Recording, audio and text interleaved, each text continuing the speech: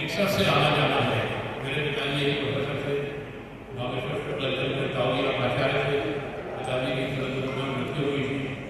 हमने बड़ा नाम था यहाँ पढ़ने का, तो बड़ी माँ को इंजीनियरिंग कॉलेज पढ़ने दिया। हमने इंजीनियरिंग कॉलेज में इंजीनियरिंग क्लास की, क्लासिकल स्ट्रक्चर में ट्रेनिंग किया। फिर छात्रावास में आए, छात्रावास में रहते थे, चुनाव लड़ते थे कॉलेजों में, विद्यार्थी जुड़े थे। उसके बाद सामाजिक कार्यों में आगे कॉलेज भी कर लिया। फिर यहाँ के जैसे भी हमारे इंजीनियरिंग कॉलेज के छात्र आ गए मैं ये नहीं, तो पति पत्नी में बहुत झगड़े होते थे, कोऑर्डिनेटिव बहुत कायम होता था। पति आता है, उठता है और उठता है, बस समय के सामने एक ही बात है। एक संगठन बना परिवार कामस के, जिसमें डॉक्टर प्रोफेसर इंजीनियर सबको जोड़ा जाता था। हम भी उसके सदस्य बन गए। जैसे यहाँ आए की कमेटी मेंबर बनाने के लिए कमेटी मेंबर हो जाएंगे तो हम बन जाएगा। फिर हमने रैली किया, रैली के पास सुबह से सिर्फ एक ही बात होती है, किसी भी थाने चले जाओ, कहीं भी चले जाओ, शोर लगाओ, पुलिस बुलाओ, पति आता है, पीकर आता है और पीटता है। भैया बताइए भाई क्यों पीकर आते हो? सब पुलिस बुलाती है, अब सब पुलिस के सुबह बुलाने लगे, है ना? पति ने उत्तर दिया कि मुझे पुलिस शराब पिलाती है। ये सत्य हो सकता है क्या? सत्य होगा? बच्चों हम तो सवाल करेंगे। एक पत्नी ने आरोप लगाया कि मेरा पति शराब पीकर आता है, पीटता है। तो पति की जब बुलाया गया तो पति बोलता है मुझे पुलिस शराब पिलाती है।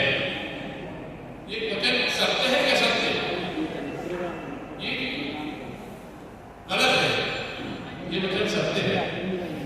उसको पुलिस इसलिए शराब पिलाती है, हमारे की पुलिस हमारे जो रेल लाइन है यहाँ पर रोज 4 से 5 लोग रेल करके आत्महत्या करते हैं। तो पूरे रेल में दूर दूर तक लाशें के अंग बिछे रहते हैं। तो कोई पुलिस वाला उठाएगा क्या जाकर? कौन उठाएगा? शराब पीने के बाहर सबसे बड़ी रेल लाइन है धमापुर में चालू होती है, घर से लेकर अदाटा तक जाती है। रोज 4 से 5 दुर्घटनावश पत्नी की प्रताड़ना से, मानसिक परेशानियों से, महत्वाकांक्षा के नाम से लोग आत्महत्या करते हैं। तो उनकी लाश को उठाने का काम कौन करता है? कब करता है? पीने के बाद। पोस्टमार्टम सुना होगा आपने? पोस्टमार्टम कौन करता है? डॉक्टर करते हैं क्या? कौन करता है? वही कर्मचारी। कभी किसी को पोस्टमार्टम कक्ष में जाने का अवसर मिला? किसी ने पोस्टमार्टम होते देखा? कभी सुना पोस्टमार्टम की बात है? पर कर्मचारी को देखा होगा आपने? ये सच्चाई बोले। हम संस्था चलाते हैं, जिनके पास हमारी महिलाओं की संस्था है, अनाथ, असहाय, बेबस, बेसहारा महिलाएं, लोग बच्चे आते हैं। अभी कुछ दिनों पहले यहाँ सामने एक महिला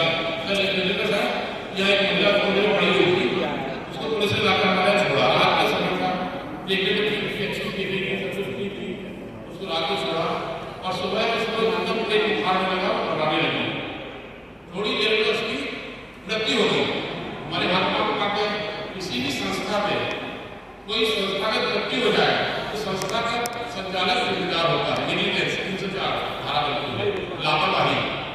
हम भी घबरा गए, उसको लेकर गए तो अस्पताल में लोग समझ गए उसको रेबीज से जरूरी है, कुत्ता काटा, क्योंकि यहाँ खूब आने लगा था, पूरा उसकी हालत खराब हो गई, खोपड़ी अंदर उसको लीवर से कुत्ता उसको काटा था। यहाँ पर बड़ी दुकान से नहीं मालूम पड़ा आज तक, और कुत्ते की काटने से उसका रेबीज इस स्थिति में आने तक बरसात ही फैलता है। अब उसको मार्चरी में रखा था, तो मार्चरी में जो रखने के पहले जो व्यक्ति आया वो पूरी तरह से लिए हुए था शराब, क्योंकि कम से कम 12 महिलाओं की लाशें रखी थी, कोई जली हुई थी, कोई बीबर थी, कोई पानी से कुत्ता निकाली हुई थी, और जितने कर्मचारी सब शराब पिए हुए थे। अब ऐसे रखेंगे का हमको घबराहट हो, कहीं ऐसा मामले बदल जाए, जिसके साथ रेप हुआ है उसको हमारी संस्था में दिखा दिया जाए, उनकी तो नशे में है, तो होश ही नहीं है, ना काम में फोटो है, तो पता चला हम ही लेते जाए, तो हम पूरी रात सब वही बैठे रहते हैं मॉर्चरी के बाहर। और सुबह उसको उठाया, पोस्टमार्टम सुने गए, डॉक्टर ने देखा तक नहीं, सिर्फ उस व्यक्ति ने सब जिसने आपको बताया उसको शराब पिलाई, जिसने देखा इसकी मौत कुत्ता काटने से रेबीज के कारण हुई है।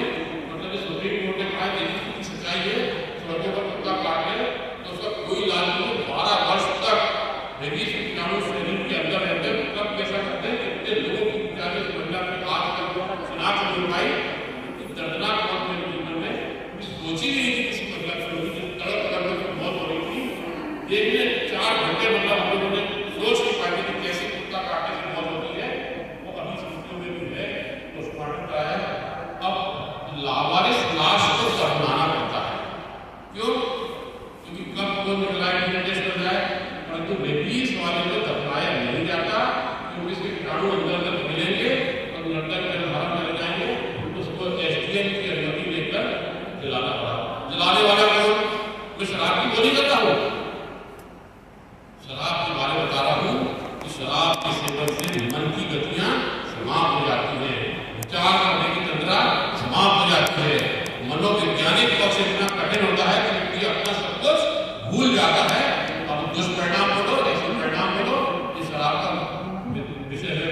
समुद्र मंथन के समय से शराब निकली हुई है, समुद्र मंथन हुआ तो शराब निकली, देवताओं ने सोमरस के रूप में ग्रहण की और देवताओं ने सुरा के रूप में ग्रहण की, और पीने के बाद देवता आपस में लड़ गए तो असुर आपस में लड़ने लगे, जैसे कुत्ते लड़ते हैं, पक्षी लड़ते हैं, चिड़िया लड़ती है, इस तरह से।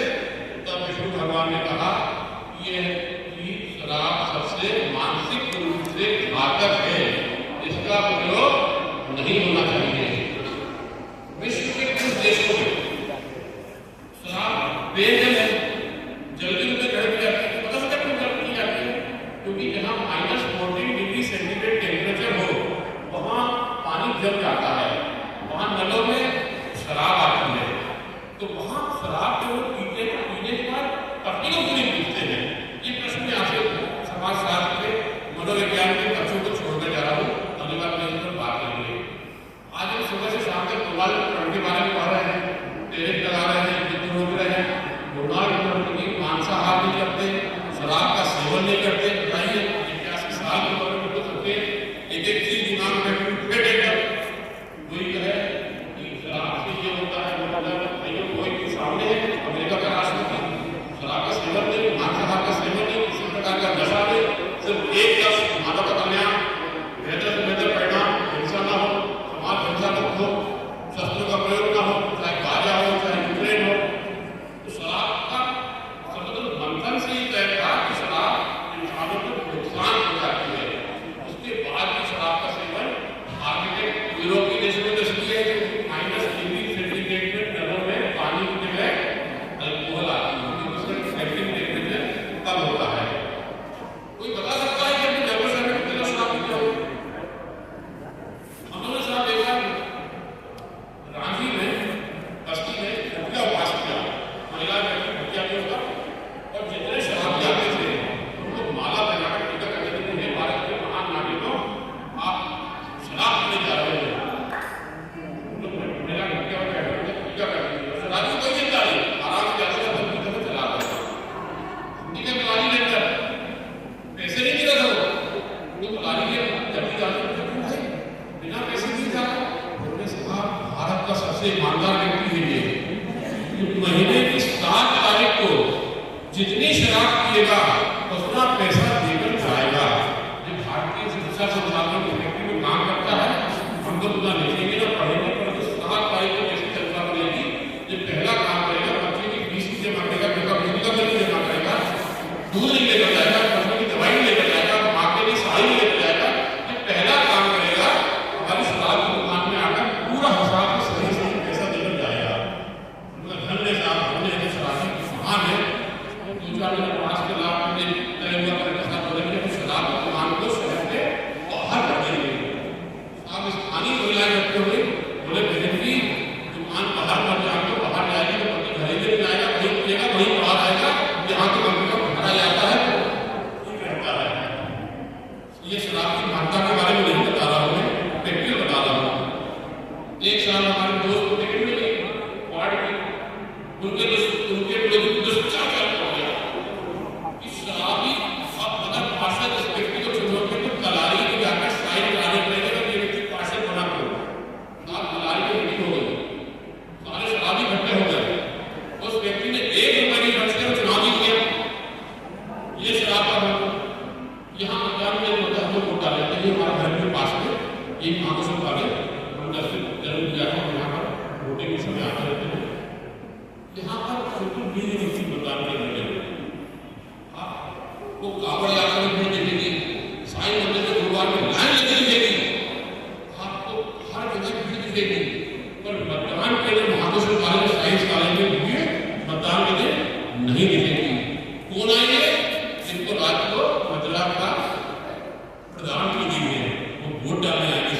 लड़काते हुए मिलते मिलते वोट डालने इसलिए विषय रखा गया है कि शराब के दुष्परिणाम देश की तरक्की में घातक, विचारों को खराब करने वाली, मानसिक रूप से नुकसान पहुंचाने वाली। मैंने प्रश्न किया कि जयपुर शहर में लगभग कितने लोग शराब पीते होंगे? लंदन में आए जैसे 400 जी हानि आ रहा है, 14% जो सुबह 14% लोग शराब पीते हैं। क्या महिलाओं की संख्या होगी? कब होगी? यानी कि ट्राइबल में कितनी संख्या है महिलाओं की शराब पीने की? नहीं, ट्राइबल आदिवासी क्षेत्रों में खेती बोलेंगे, धान भी लगा रहे हैं, काम भी कर रहे हैं। हम लोग घर में शादी में गए तो समूह ऐसे बैठा था, सब ने उसको तत्ल में से शराब पिलाई। बारात का स्वागत कैसे होगा? कल्चर चली जा रही है, अजमावटी नहीं कर रहे हैं।